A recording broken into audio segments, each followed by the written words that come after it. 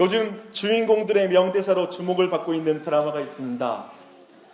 드라마가 있다고 하니까 순간 명대사 생각하면 어떤 분들은 도깨비 생각할 것이고, 특별히 저는 다른 드라마를 소개하고 싶은데요, 그 주인공은 유연석과 서현진 하면 생각나는 분이 계시고, 여기까지 말해도 생각이 안 나는 분들이 계세요. 아시죠? 네, 그 뒤에 주인공이 있습니다. 또 한석규입니다. 한석규 하니까 이제 생각나실 것 같습니다. 낭만 닥터 김사부라는 드라마입니다. 이 드라마의 기획 의도를 읽어봤습니다. 참 인상적이었습니다. 한번 제가 그 내용을 한번 읽어드리겠습니다. 가치가 죽고 아름다움이 천박해지지 않기를, 시인 고운이 쓴 편지글 중에 있는 말이다. 이 시대에 죽어가는 소중한 가치들, 촌스럽고 고리타분하다고 치부되어져가는, 그러나 실은 여전히 우리 모두 아련히 그리워하는 사람다운, 사람스러운 것들에 대한 향수들. 이 드라마는 바로 그런 가치와 아름다움에 대한 드라마다.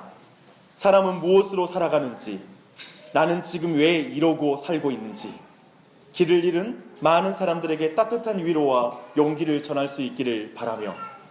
이게 그 드라마의 의도입니다. 설교 같죠? 제 개인적으로 포스트 모던 시대에 낭만 닥터 김사부라는 이름을 걸고 시청자들을 작정하고 가르치겠다고 이 기획 의도를 밝히는 이 제작진과 그리고 작가의 이 담력에 대해서, 용기에 대해서 굉장히 호감을 가지고 있습니다. 네요. 이 최근 방영된 한 부분에서 김사부를 병원에서 몰아내기 위해서 한 감찰관이 왔는데, 특별히 이 감찰관의 딸아이가 너무 아프게 되어서 굉장히 이 감찰관이 김사부를 괴롭혔음에도 불구하고 김사부는 자신의 사명감 가운데 그 딸아이를 고쳐주는 그런 일이 있었습니다. 그때 그 감찰관이 물어봅니다. 도대체 당신은 나한테 원하는 게 뭡니까? 김사부가 대답합니다. 아이한테 가보세요.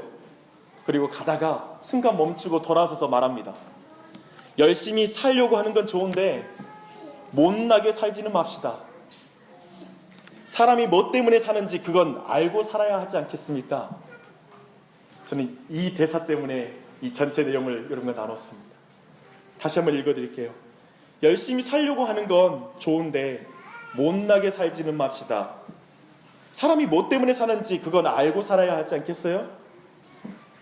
제가 특별히 오늘 이 김사부를 특별히 예로 든 이유는 뭐냐면, 오늘 이 전도서도 한 선생님이 등장해가지고 설명하고 있습니다.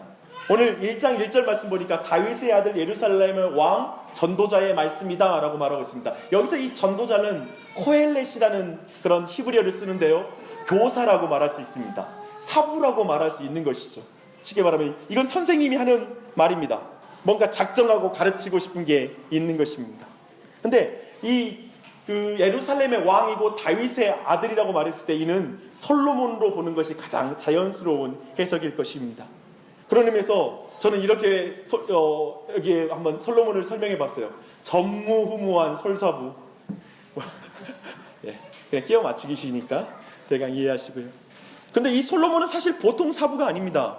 열왕기상 3장 12절의 말씀을 보면 그는 그의 지혜와 총명에 있어서 전무후무한 그런 지혜자이죠. 근데 그런 의미에서 그의 지성은 아마도 닥터 김사부와는 도저히 비교할 수 없을 정도의 신뢰할 수 있고 매주 통찰력 있는 그의 가르침이라고 우리가 생각할 수 있습니다.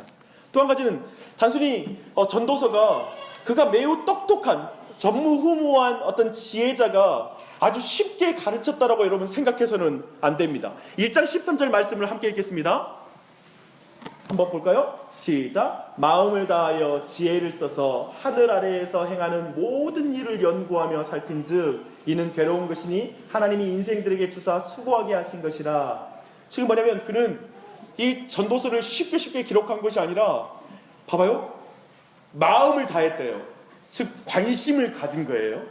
그리고 그의 지혜를 다해 그의 모든 이성을 동원해서 써서 그가 이걸 연구했다고. 또 그 범위는 뭐냐면 하늘 아래의 모든 일에 대해서 광범위하게 조사했다라고 말하고 있습니다. 굉장히 힘껏 준비한 것입니다. 그래서 전도서는 가벼운, 똑똑한 사람이니까 뭐 이런 말 했겠지라고 말할 수 없는 것이죠. 그 똑똑한 사람이 깊이 연구하고 말한 내용들입니다. 거기에다가 성령의 감동을 통하여 또한 하나님이 일하셨으니 이 말씀은 얼마나 신뢰합니까? 사실 요즘 닥터 김사부가 굉장히 꽤 유명하거든요.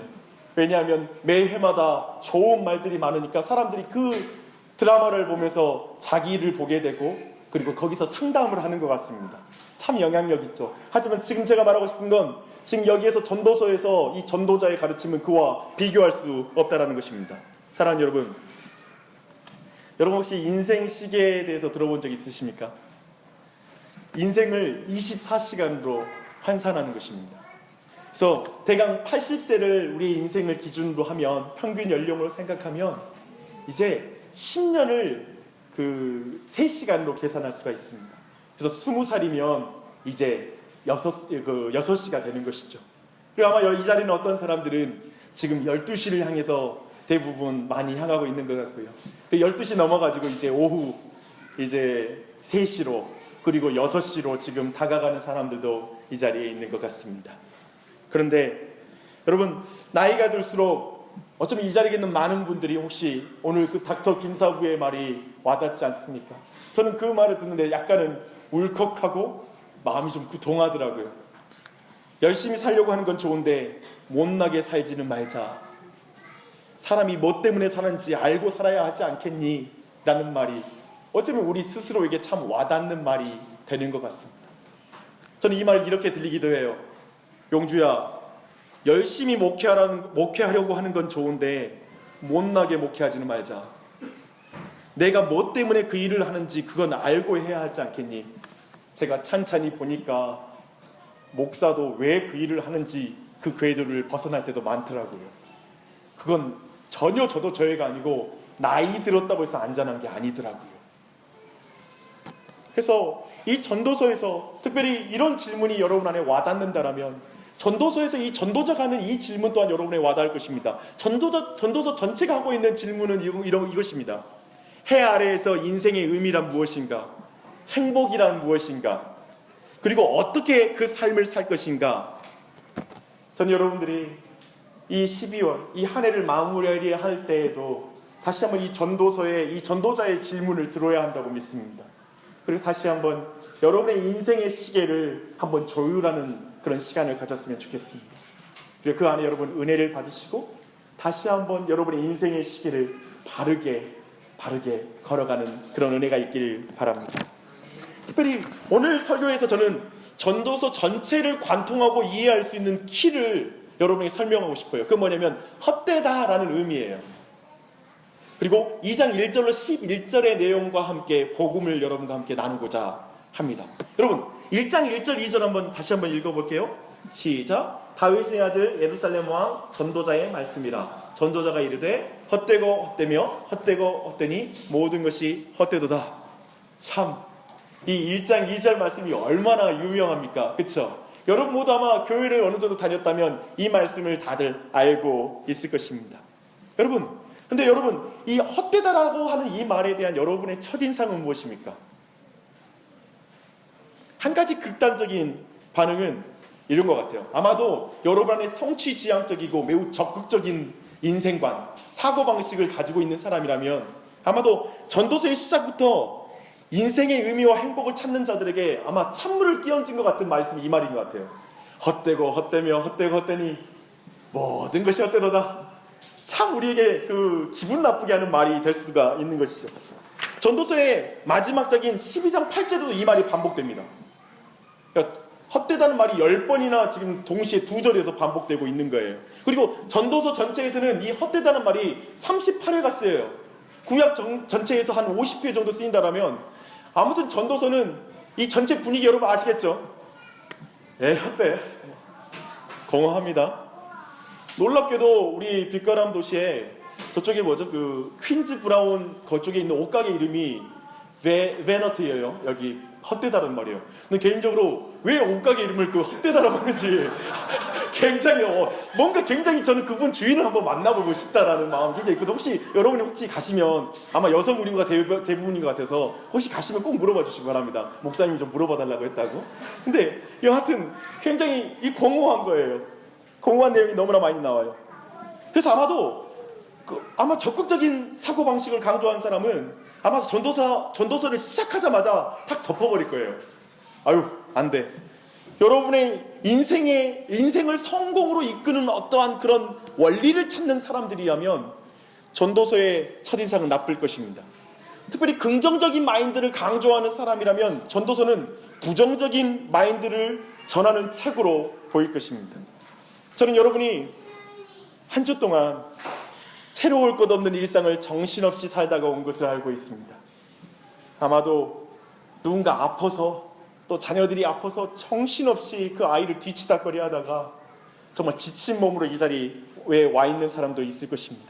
그런데 그 사람에게 격려하지는 못할 망정 인생 다 헛되다 라고 말하는 것이 속상하죠. 이게 성경이 맞은가 싶습니다. 그렇잖아요. 성경은 우리가 생각할 때 종교는 소망을 주고 기쁨을 주는 거라면 이것은 굉장히 우리에게 타당하지 않는, 성경이 없어야 될 책처럼 보일 것입니다. 2장 1절을 보는데 저는 참 신경질이 났습니다. 나는 내 마음에 이르기를 내가 시험 삼아 너를 즐겁게 하리니 너는 낙을 누리라 하였으나 보라 이것도 헛되도다. 무슨 말입니까? 하루 종일 일주일 내내 숨 막힐 것 같은 경쟁과 업무 속에 눌려 있다가 주말에 예능 프로그램 한번 보면서 잠시 피곤을 잊고 웃는데 그에게 대놓고 말합니다. 헛된 거야. 금방 월요일이 돌아와. 헛된 거야. 이렇게 말하면 얼마나 기분이 속상합니까? 2장 21절을 보는데 또 화가 납니다. 어떤 사람은 그 지혜와 지식과 재주를 다하여 수고하였어도 그가 얻은 것을 수고하지 아니한 자에게 그의 몫으로 넘겨주리니 이것도 헛된 것이며 큰 악이로다. 사실 우리 모두를 고생하는 이유는 뭡니까? 나 고생해서 내 자식들 조금이라도 편하게 된다면 부모는 그 일을 해요. 저는 집에 갈 때마다 그렇습니다. 저희 어머니가 이번 주에 가서 김장 하시는데 그 김장 이제 김치 담는데 담을 때에도 나 일을 안 하게 하려고 아무튼 별수를 다 쓰세요. 넌 저리 가 있어라. 만지지 마라. 나 그런 거 보면 알잖아요. 자기 고생하고 나 조금이라도 편하게 하고자 하는 부모님의 마음이죠. 어쩌면 우리 안에서도 열심히 돈을 비우는 한 가지는 뭐냐면 이 아이들에게 좀 더 재산을 물려줘서 그 아이들이 좀 더 안정적인, 좀 더 좋은 출발을 주고 싶다라고 여러분이 생각할 것입니다. 도대체 그것은, 그런 부모의 인생은 얼마나 가치 있고 칭찬하지 못할 망정 왜 거기다 대놓고 헛된 거야. 그리고 거기다 그 정도가 아니에요. 뭐라고 말하냐면 악한 거야. 이렇게 말할 것까지는 없지 않습니까? 근데 2장 23절 또 봐요. 또 화가 나요. 일평생에 근심하며 수고하는 것이 슬픔뿐이라 그의 마음이 밤에도 쉬지 못하니 이것도 헛되도다. 여러분, 우리 중에 누가 밤새워 일하고 싶습니까? 누가 야근하고 싶습니까? 그런 사람 없지요. 그래도 그렇게 일하고 눈을 비비며 앉아있는 자들에게 그것도 헛되다고 말하는 것은 아마도 요즘 이 시대를 후기 자본주의 시대라고 말하고 있고 자본주의의 그 악한 면이 극도로 드러나는 상황에서 착취당하면서 그저 우리도 그 구조에서 어쩔 수 없는데 밤새워 일할 수밖에 없는데 그런 우리에게 야 헛되다 라고 말하는 것이 자칫 잘못 오해하면 속상하게 들립니다. 어떤 사람에게 전도서의 헛되다는 말씀은 자신의 인생을 송두리째 무시하는 말로 들릴 수 있습니다. 또 어떤 사람에게 그 말은 무서운 언어폭력으로 들릴 수 있습니다. 그렇겠죠. 당신이 뭔데 내 인생을 헛되다고 말아요. 그렇잖아요. 다른 사람의 인생의 무게를 그렇게 가볍게 평가할 수 있는 사람, 그 자격이 누가 줬어? 어떻게 그런 언사를 할 수 있지? 라고 이렇게 말할 수밖에 없을 것입니다. 아마도 이렇게 이 헛되다라는 첫 인상을 이렇게 가질 수 있는 사람이 있을 것입니다. 두 번째, 헛되다고 말하는 그 말에 대해서 가질 수 있는 어떤 다른 극단적인 반응이 한 가지 더 있습니다. 아마도 이 사람은 염세적인 사람일 것이고요. 아마도 지금 거듭된 실패 가운데 있는 사람이라면 이 말에 대해서 매우 공감하는, 반감이 아니라 공감하는 그런 말이 될 것입니다. 저는 독자의 세상을 보는 관점과 인생을 보는 관점, 지금 처한 환경에 따라서 이 헛되다라고 말하는 것의 해석은 완전히 달라지는 것 같아요. 그런 면에서 볼 때 특별히 당신이 인생의 깊은 고난의 터널을 통과하고 있다면 헛되다란 말은 당신의 마음을 가장 잘 설명하는 표현일 것입니다. 그렇죠. 또 여러분 만약 지금 해석이 되지 않는 인생, 정말 답이 없는 인생을 걷고 있는 것 같다라고 여러분이 생각한다면 여러분 모두는 이 헛되다라는 말이 여러분의 가슴을 후벼 파는 말이 될 수 있을 것이고 깊이 그 말을 좀 묵상하게 되는 그런 말일 것입니다. 특별히 잔치집보다 장례식장에 가면 아마도 이 말은 더욱더 공감하는 말이 될 것입니다. 특별히 모순이 가득 찬 인생, 그런 인생을 살고 있는 사람에게 빠른 경주자라 하여 선착하는 것도 아니며 지혜자라고 식물을 얻는 것도 아닌데도 인간은 마음에 악이 가득하여 평생에 미친 마음을 품고 산다라고 말하는 이 전도서의 말이 너무 와닿을 것입니다. 여러분, 이 시대를 너무나 잘 표현하고 있잖아요. 미친 마음을 품고 살고 있다라고 표현합니다. 어떻게 살고 있죠? 돈에 미치고, 명예에 미치고, 음식과 섹스에 미치고, 지식과 이데올로기에 미치고, 학벌에 미치고, 성공에 미쳐서 돌아가는 세상. 이게 과한 표현입니까? 어떻습니까, 여러분이 생각할 때? 아마도 이 전도서의 표현을 방식을 빚자면 충분히 이 시대를 그렇게 말하는 게 과한 표현은 아닌 것 같습니다. 대부분의 사람들은 조금만 더 깊이 고민하면 이 미쳐 돌아가는 세상이라는 걸 충분히 간파할 수 있고 사실 그렇게 살고 싶지 않아요. 아마 이 자리에 있는 모든 분들도 야, 정말 이 세상 미쳐 돌아가는구나, 난 여기에 맞추고 싶지는 않지만 어떡하겠어, 낙오될 수 없어서 아마도 그런 모든 인생관과 함께 맞춰가는 인생을 살면서도 한편 우리의 마음 가운데 있는 건 뭐냐면 허무함입니다. 이게 인생인가? 이게 내가 그렇게 열심히 살았던 50년의 세월인가? 지금 난 행복한가? 지금 난 의미 있는가? 라는 질문이 드는 것이죠. 순간순간 느껴지는 이 허무함이 우리의 인생에서는 지워지지 않습니다. 결혼하면 행복할 줄 알았는데 결혼 이후에도 허무함이 여전히 있는 거예요. 그 집만 사면, 라이메이 안에 살면, 레미 안에 살면 크게 잡힐 줄 알았는데 그때에도 안 잡히는 거예요. 그러니 이게 전도서의 첫 인상, 어쩌면 그렇게 안 잡히는 인생을 충분히 공감하고 인생 가운데 통찰한 사람들은 아마도 이 전도서의 이 헛되고 헛되며 헛되고 헛되니 모든 것이 헛되다는 말은 굉장히 공감되는 그런 말씀입니다. 그러면서 전도서는 법정 스님의 무소유와 같이 소유에 지친 사람들에게 잠깐 죄책감을 배설하는 화장실과 같은 책이 될 수 있다고 생각합니다. 무슨 말이냐면 제가 본 거 뭐냐면 법정 스님 무소유가 그토록 베스트셀러가 돼도 그걸 읽고 나서 다시 화장실 들어갈 때와 나올 때가 다르지, 그 책을 읽을 때 잠시 위안을 갖고 그 다음에 철저히 물질적으로 사니까요.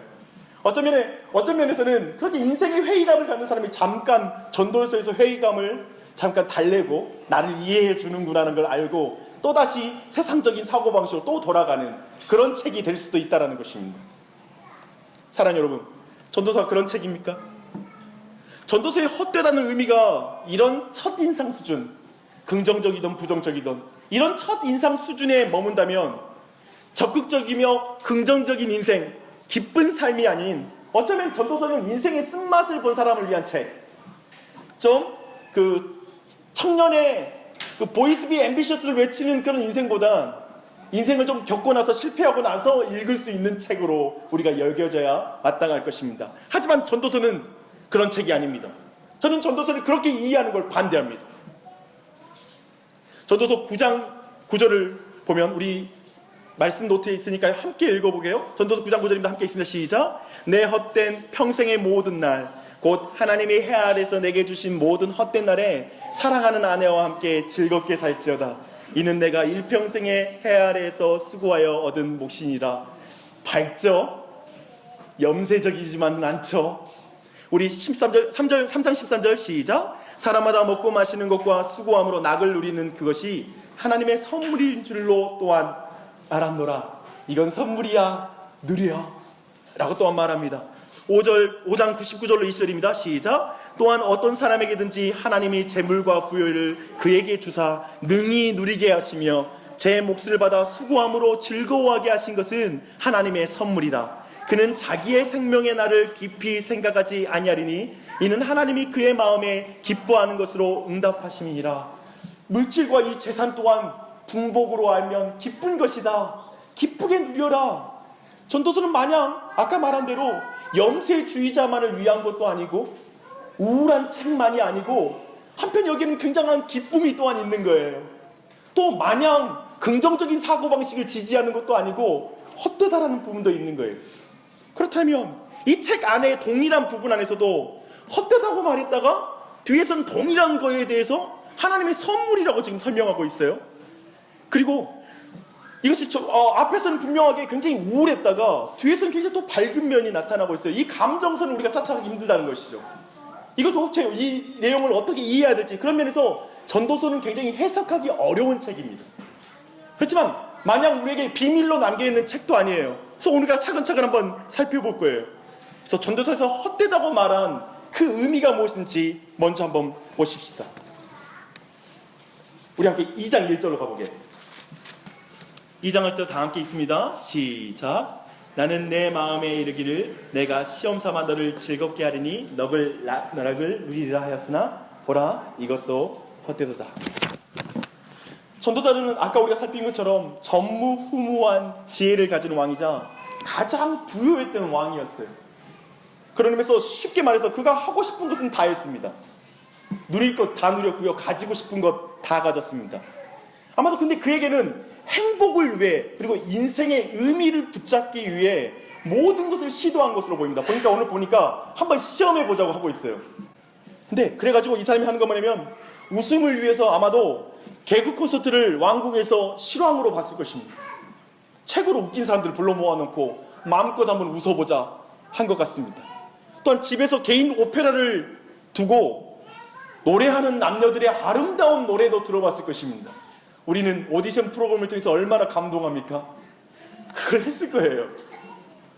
다른 왕들과 비교해서 더 좋은 많은 보물과 전 세계의 보석 박람회장을 그냥 왕궁에서 직접 할 수 있을 정도로, 그리고 다른 나라 사람들 불러가지고 자랑하는, 성경에 보니까 시바의 여왕, 그 여왕이 와서 그 왕궁을 보고 놀라잖아요. 아마도 이 솔로몬은 그렇게 놀라운 빌딩도 지은 것 같고요. 그리고 그 안에 놀라운 전시장도 마련한 것 같습니다. 때론 사업을 크게 해가지고 동산을 만들었습니다. 당시 고대 근동에서 왕궁의 동산은 곧 그 국왕의 그 왕권의 상징이었거든요. 얼마나 강력한지. 그래서 크게 지으면 지을수록 그 왕권이 얼마나 강한지를 드러내는 것이었습니다. 그러면서 그는 다른 나라의 왕과 비교해서 큰 정원을 만들었을 것입니다. 그럼 거대 토목공사로 우리가 하지 못하니까 마음이 와닿지 않으시죠? 그러면서 솔로몬이 또 한 게 뭔지 아세요? 텃밭도 가꿔요.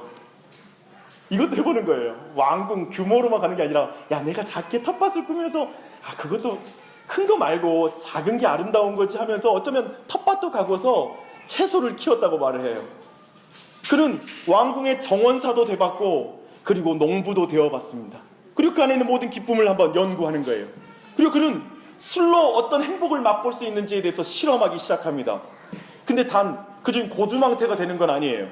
3절 말씀 표현을 보니까 그는 깊이 생각하면서 마음의 지혜로 다스리면서 술로 내 육신을 어떻게 즐겁게 할까. 즉 뭐냐면 그냥 막 취하고 고주망태 되지 않으면서 어떻게 술이 인생에 기쁨을 주는가라는 걸 연구하기 시작하는 거예요. 굉장히 이 자리에 뭐 관심 많으신 분들 많으시죠? 그렇죠? 그럴 수 있어요. 근데 아마도 그는 온갖 술과 맛과 그 향기, 그런 것들을, 그리고 거기 안에서 약간의 취함을 만끽할 수 있는 진정한 주신이 되어서 그는 아마 그 모든 걸 즐길 수 있는 사람이었다는 것이죠. 그리고 그는 최고의 성공 또한 경험을 했습니다. 그는 최고의 부자 또한 됐습니다. 그가 가진 양떼와 그리고 그가 가진 그 어떤 가축들은 그 시대 전에 어떤 사람이 가진 양보다 더 많을 정도로 많았습니다. 무식한 졸부가 아니었어요. 단 그냥 돈만 있는 존재가 아니에요.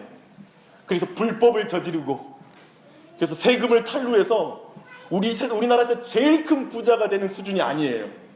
그는 지금 어쩌면 굉장히 최고의 지혜를 가진 왕이었다고 성경은 말하고 있어요. 그런 의미에서 전도자는 그런 모든 것을 경험하고 그리고 가지고 있음에도 불구하고 그는 죽을 수밖에 없다는 사실을 그는 알고 있어요. 굉장히 지혜로운 사람이죠. 그리고 그 모든 것이 어떻게 될지도 알아요. 재산이 르호보암한테 돌아가면 대강 어떤 일이 벌어질지를 아는 거예요. 아장나겠구나. 내가 이렇게 힘겹게 싸워봤자 뭐해. 자식한테 주는 것도 남들한테 가는 것도 헛되도다라고 말하는 게 그거예요. 아마도 그는 그 모든 미래를 다 보는 거예요. 그리고 자기의 왕국의 화려함 또한 또 나중에 어쩌면 그가 이스라엘의 멸망까지도 멀리 볼 수 있는 지혜를 가지고 있을 수 있어요. 어쩌면 그 모든 걸 볼 수 있는 지혜가 있는 거예요. 사랑하는 여러분, 이 여행의 끝, 그것을 2장 10절로 11절 말씀이 잘 말하고 있습니다. 함께 읽어볼게요. 시작. 무엇인지 내 눈이 원하는 것을 내가 금하지 아니하며 무엇인지 내 마음이 즐거워하는 것을 내가 막지 아니하였으니 이는 나의 모든 수고를 내 마음이 기뻐하였음이라. 이것이 나의 모든 수고로 말미암아 얻은 몫이로다. 그 후에 내가 생각해본즉 내 손으로 한 모든 일과 내가 수고한 모든 것이 다 헛되어 바람을 잡는 것이며 헤라에 무익한 것이로다. 뭐라고 말합니까? 그는 자신의 인생에 대해서 평가합니다. 그는 자기가 하고 싶은 거 다 해봤다라는 거예요. 자기가 가지고 싶은 거 다 가져봤다라는 거예요. 근데 그 모든 것을 왕이기에 그냥 손쉽게 얻었다고 말하지도 않아요. 그는 그 모든 것이 자기가 수고해서 얻은 것이라고 말해요. 굉장히 정당하게 왕으로서 그 모든 것을 불린 거예요. 성취한 거예요. 그걸 우리는 기억해야 돼요. 근데 그 모든 것에 불구하고 그가 자신이 성취한 모든 것으로도 지금 말하는 게 뭐냐면 자신이 채워지지 않는다라는 걸 말하는 거예요. 그 자신이 가지고 싶은 거 다 가졌고 하고 싶은 거 다 해도 인간은 사람은 채워지지 않는다고요. 그걸 헛되다라고 지금 말하는 거예요. 어려운 말로 하면 전도서의 허무함은 왜 생기는 거냐면, 헛됨이란 건 왜 생기는 거냐면 유한한 육체에 깃든 무한한 영혼 때문이다 라고 말합니다. 좀 어렵죠. 쉽게 말하면 육체의 수고를 통해 확보한 모든 것으로, 그리고 수고한 모든 과정으로도 인간은 결코 행복해질 수 없다는 거예요. 완전하게 만족할 수가 없다라는 거예요. 그만큼 사람의 영혼은 크고 영원한 것이라는 거예요. 그래서 즉 사람의 크고 그 영원한 인간의 그 존재와 인간이 만들어낼 수 있는 모든 경험이 비교했을 때 헛된 것에 지나지 않는다는 거예요. 그것이 바로 헛됨이라는 의미입니다. 또 쉽게 말하면 스스로를 즐겁게 하려고 하고 싶은 것은 다 하고 가지고 싶은 것을 다 가져도 그 영혼이 온전히 만족하고 행복할 수 없다는 것입니다. 끊임없이 더 크고 높은 곳을 올라가면, 더 강력하고 자극적인 음식을 맛보면 행복할 것 같은데, 만족할 것 같은데 그걸로도 인생은 채워지지 않더라는 거예요. 그만큼 인간은 무한한 속성을 가지고 있다는 거예요. 전도서는 말합니다. 나는 너의 수고를 무시하려고 해 아래 수고하는 것을 헛되다고 말하는 것이 아니다. 너를 아프게 하려고 내 지혜가 헛되다고 말한 것이 아니다. 돈을 버는 것, 아이들을 교육하는 것, 소소한 기쁨을 누리는 것, 성취를 위해 밤낮 수고하는 것, 나는 너의 모든 수고를 부정하기 위해 하는 말로 헛됨을 말하는 것이 아니다. 내 손으로 할 수 있고 취할 수 있는 모든 것이 하나님의 형상으로 지어진 너를 완전하게 만족시킬 수 없다라는 것을 내가 지금 말하는 것이다.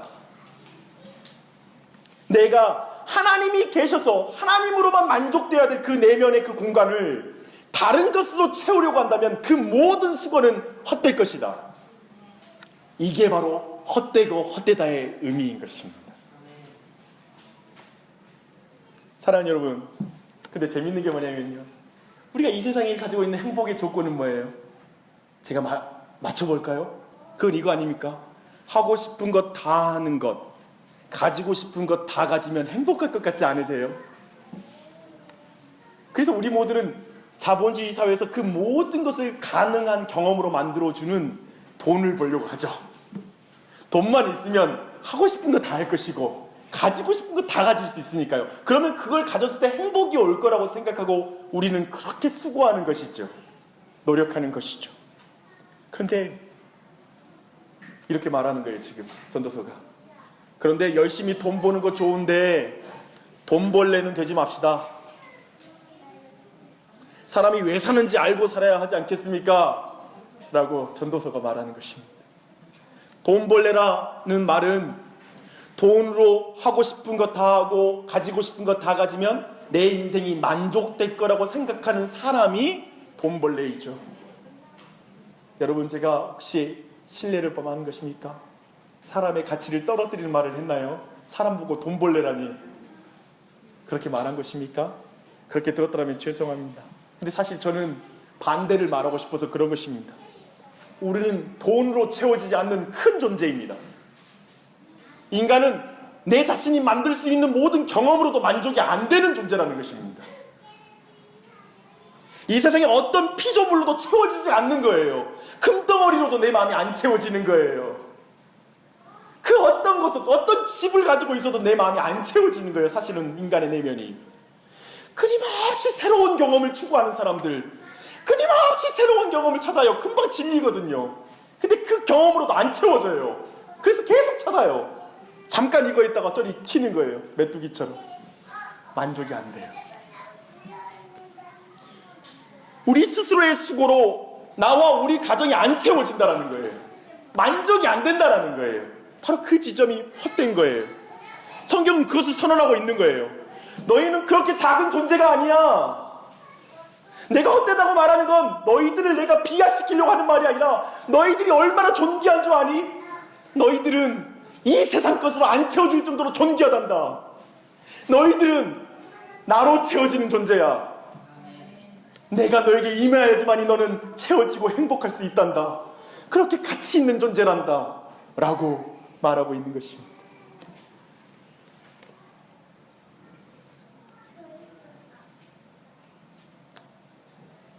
사랑하는 여러분, 사실 이 전도서는 우리가 생각하는 행복의 조건과 전혀 다른 행복의 조건을 지금 말하고 있는 것이죠.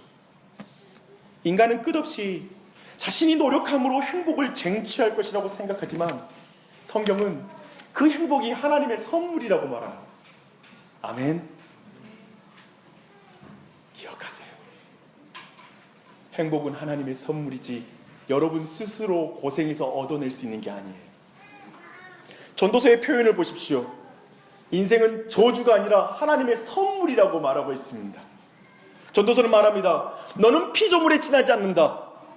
너는 스스로 행복을 쟁취하는 것이 아니라 하나님의 선물을 받아야만 행복한 존재임을 믿으라. 아멘. 무슨 선물입니까?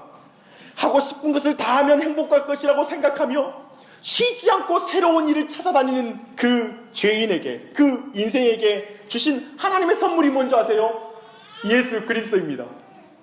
잘 생각해 보십시오. 예수 그리스도는 자신이 하고 싶은 걸 다 하실 수 있었지만 그분은 하나님의 말씀에 완전히 순종하여 이 땅에 내려오시고 마지막 십자가를 지시기 전에도 주님 가능하다면 이 잔을 내게서 옮기시옵소서라고 그 고통 가운데 말했지만 마지막에 주님 뜻대로 이루어달라고 말하며 마지막 그 자신의 몸에서 피 한 방울과 그리고 그 모든 살까지도 우리에게 선물로 주셨습니다. 그리고 말합니다. 나를 받아 먹으라. 그러면 나를 선물로 받으라. 네가 행한 것으로 네가 행복해지는 존재가 아니라 내가 행한 것으로 넌 구원받는다. 그게 바로 기독교이다. 그게 바로 성경의 구원이다. 그게 복음이다. 이 예수님을 믿으십시오. 그리고 또 말합니다. 가지고 싶은 것을 다 가지면 행복하다고 생각하며 끊임없이 새로운 것을 구입해 자신을 증명하려는 사람에게 주신 하나님의 선물은 무엇인지 아십니까? 예수 그리스도입니다. 그는 이 세상의 모든 것을 가지신 창조주이셨습니다. 그러나 그가 스스로 모든 것을 내려놓고 마땅히 취할 영광을 내려놓고 이 땅에 오셔서 그분은 자신의 생명을 주심으로 마지막 핏방울 한 방울까지 그분의 모든 살 하나하나까지 다 찢어 우리에게 나눠주심으로 그분은 우리를 구원하셨습니다. 그리고 사흘 만에 부활하신 말미암아 그분의 성령이 믿는 자 안에 내주하십니다.